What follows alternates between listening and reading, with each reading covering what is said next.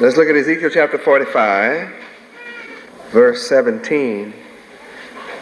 We see that it becomes the responsibility of the prince of Israel to make reconciliation for the house of Israel. Now there's a lot of princes. Talking about the prince. Not a prince. They say the prince. This is the one in particular. I am the prince of Israel. And I'm the only one that can make reconciliation for them. Here to make reconciliation for the house of Israel. Praise Yahweh. Let's go to Hosea chapter 2. See, now is the time in verse 10 that I have discovered America's lewdness in the sight of her lovers, and no one will be able to deliver America out of my hand. I will also cause all of America's merrymaking and mirth to cease. I will cause all of her feast days and her 4th of Julys and Halloween and Christmases and her New Year's and Valentine's Day, Easter times and Halloween time and Labor Day time and different birthday times. I'm going to cause all that mess to cease. And my people just love that mess. I mean, you would think my people created holidays in America.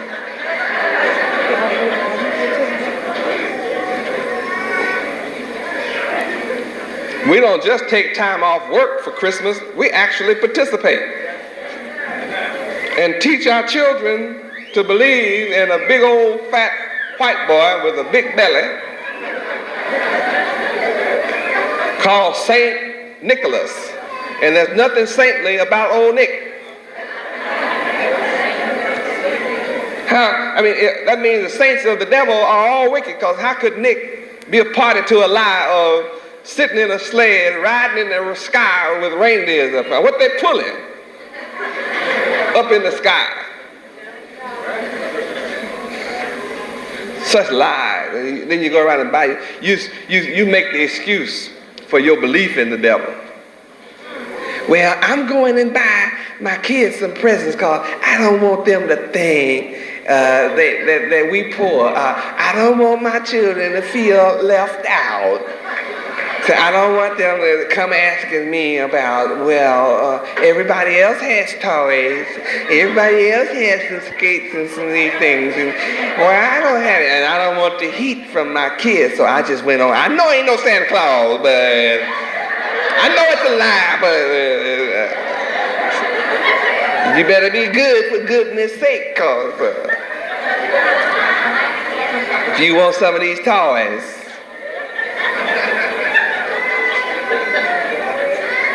Santa Claus is coming to town. You better be good. Yeah, and you're the one out here working yourself sick, trying to pay off last year's toys. Helping your children believe in a lie. And then some get real nervy. Well, kids, there's no real Santa Claus, but this is the spirit of Christ and the spirit of giving. You lying. There's really nothing to this tree, although I know God said I shouldn't dress up trees and things, but it's just the spirit. It makes the house smell good, you know what I mean? The pie.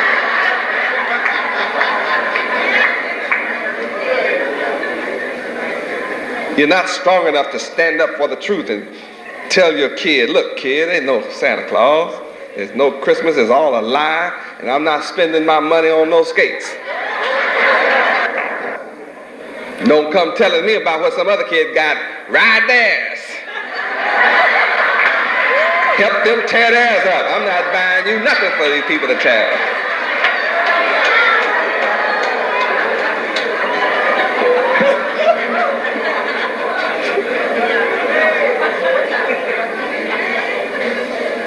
See, Yahweh University loves the truth. We don't go through that old lie stuff. We don't go for Christmas and Thanksgiving and all that stuff. We thank Yahweh every day for giving us the truth.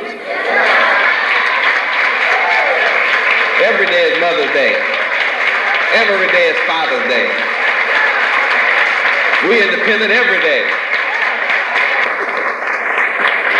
Truth will save us a lot of money.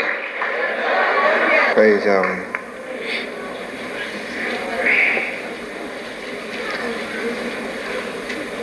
You don't look like much, you don't look like many, but I'm going together, you'll be just like the sand of the sea. I'm in the process of gathering you together. In the meantime, I promise you in verse 12, I will destroy the vines of America, her trees.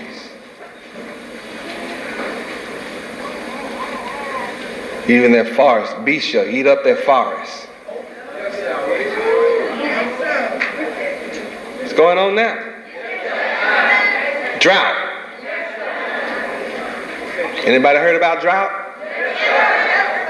Anybody aware it's going on in America right now? Yahweh is in charge of the rain and the fire, and I have my way in the storms. You didn't know every hurricane forms off Africa?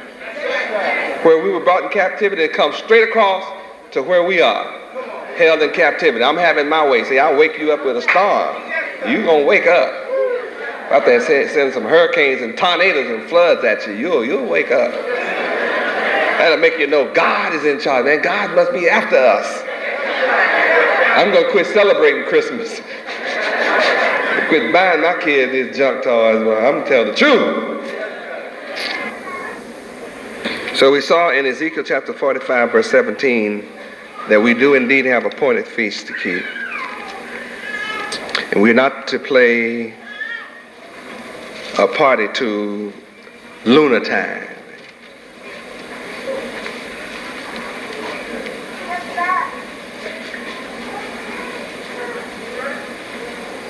Pay no attention to new moons.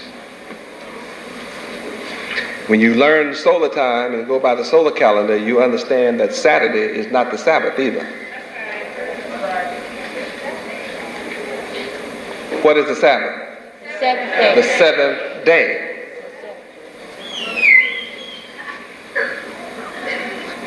And when you study solar time, I'm just not going to go through it right now, but when you go through it, you'll understand that every day of the week gets its turn to be Sabbath. In perfect rotations of sevens, to perfection, forever. Okay, we're looking at the fact that appointed feast is used almost exclusively of the three great annual pilgrim festivals that we hold. Pilgrims. We become pilgrims. What does that mean? You leave from where you are and come to where I choose to place my name. I could have chose to place my name in Detroit or Chicago or Philadelphia, New York, LA or Atlanta. I could choose to place it way out on a farm, way out in the wilderness. And wherever I choose to place my name, where will we be? Right there. Right there. I chose to come to the craziest people on earth. The most backward of all people, Miami. And it's as far as I can go south. Open up the South. As far as I can go south without leaving America. If I have to leave in a hurry, I can just jump in the water. I'll almost be out of America, a few strokes.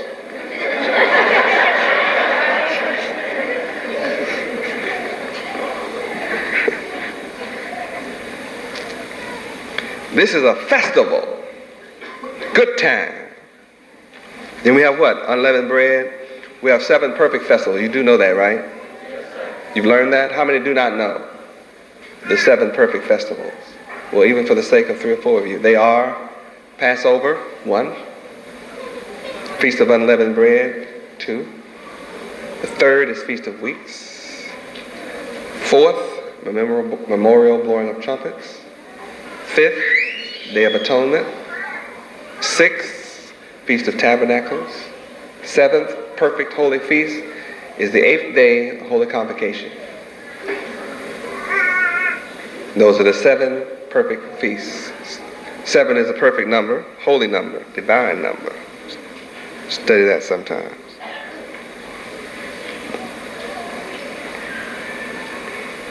So when we have a pilgrimage, we make our way. So we are to have processions and dancing and praises and feasting, just eat. It's more than sardines and crackers. I mean, it really is.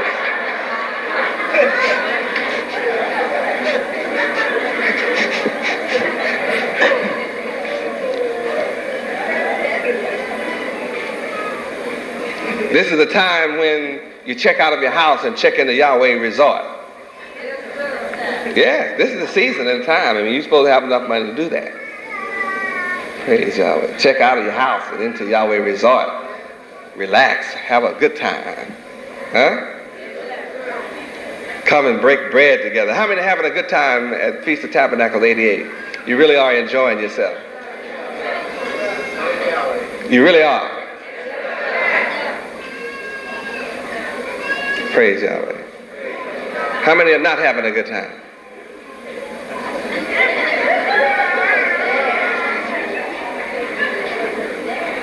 Looks like everybody is having a good time. That's wonderful.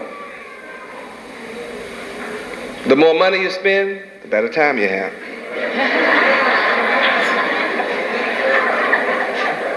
It's better than owing Santa Claus. Sounds strange, but that's real. The more you give to Yahweh, the more Yahweh gives to you. So you have to give up thinking in poverty. You have to give up poverty thinking. I talk rich talk. Because the blessing of the Lord Yahweh makes you rich. I can't talk any other way but rich talk. If you're not rich, I have the key to make you rich. How many want to be rich?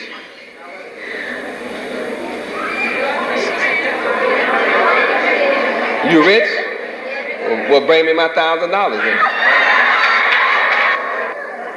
We are rich. Well, give me some of that rich money. Sitting on all that money and don't know what to do with it. Can you imagine this? Come on, we are rich. And they're going there getting sardines. Come on. You rich, I know you'll be sitting at my table tomorrow night, Saturday, Sunday. You'll be at my table, not just in the room.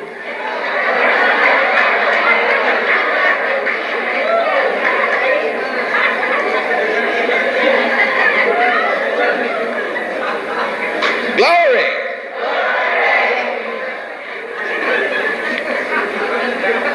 Talk about reality. It doesn't take long for it to sit in and sink in. So some folk like to talk rich, but I'm talking about really being rich for real.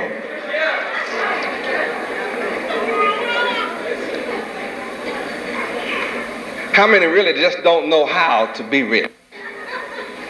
You really don't know how. Quite a few hands. You need me desperately.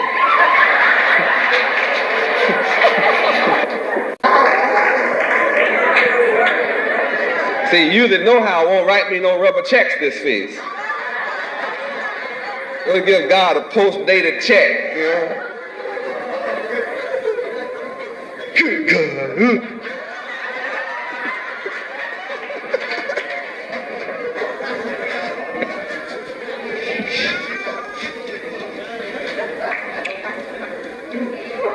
It's wonderful to talk about your riches.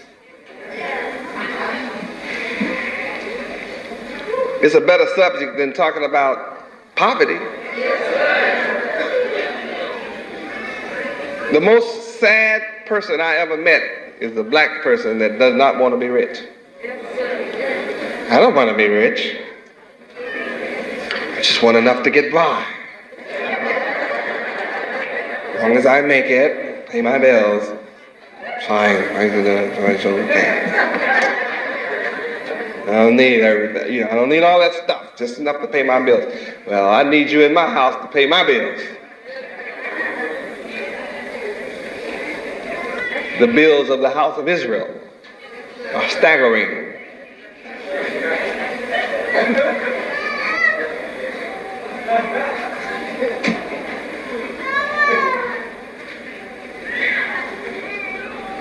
How many don't want to be rich? Real, just tell the truth.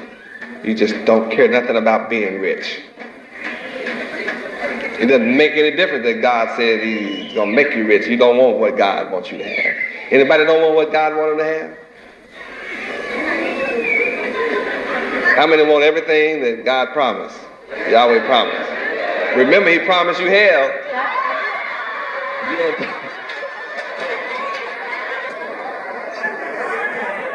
You asked for it, you got it. You got it. How many would like to avoid that promise of hell? I'm getting some smart people. You all are really wising up. Well, you're not just going to answer anything now. Let me do a little calculating here before I answer Yahweh ben Yahweh.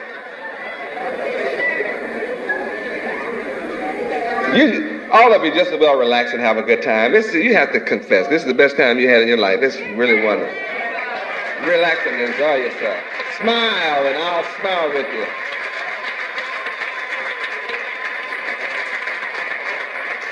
That's one thing that doesn't cost you much. It's just smile. It's really easy to do. Some of you feel like it'll break up your face, but a smile, no matter what anybody say, you won't smile. Just keep your face tight. It must be hurting bad. Afraid a smile will hurt you. Praise God. But it's a blessing to be rich. Yes, sir. The blessing comes from Yahweh to be rich. How many went to college? Went to college? Why did you go? Be poor? Did you? Did you go to college to get a worse job? Or did you go to college thinking you'd get a better job? Isn't that why you went? There's no need to sit in here pretending you don't want more. That's what you went to school for, to get more.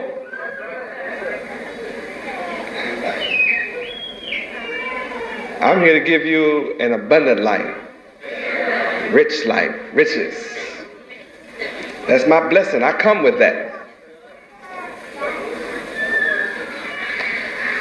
I didn't say you should worship riches, but you should be happy about riches. I heard all kind of stories try to brainwash me from not being rich. A rich man has a lot of problems. You ever seen a poor man's problems?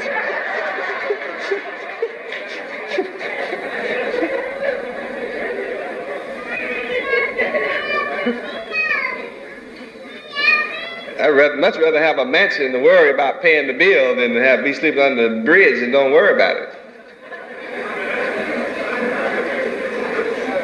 I'd rather be in a warm house in the winter with the heat on and worry about how I'm going to pay the heat bill than to be out on a grate, sleeping out on the park benches. What about you? As long as that heat is on, the people I owe have to worry about it.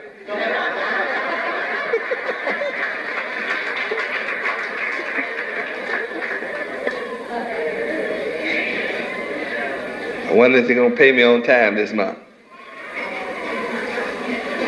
But when you're rich, you don't have any problem paying.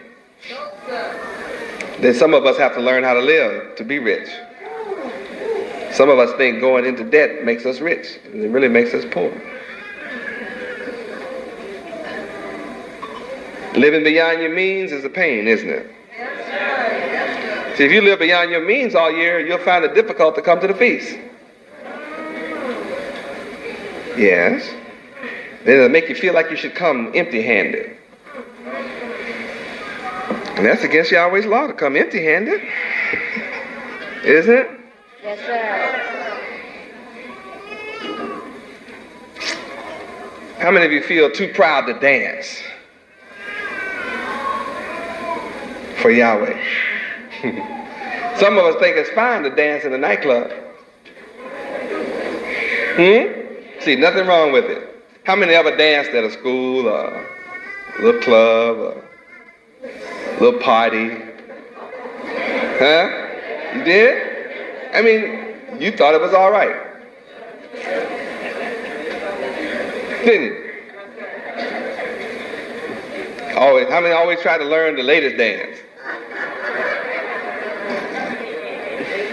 Out on the floor trying to learn the latest.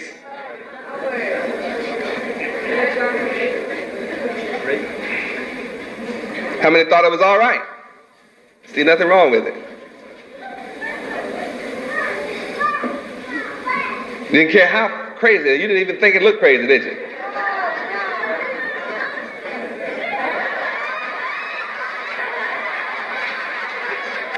But the point I'm coming to now in conclusion is, if we can act a clown and a fool before the world on international television, and do a moon dance and never been on the moon,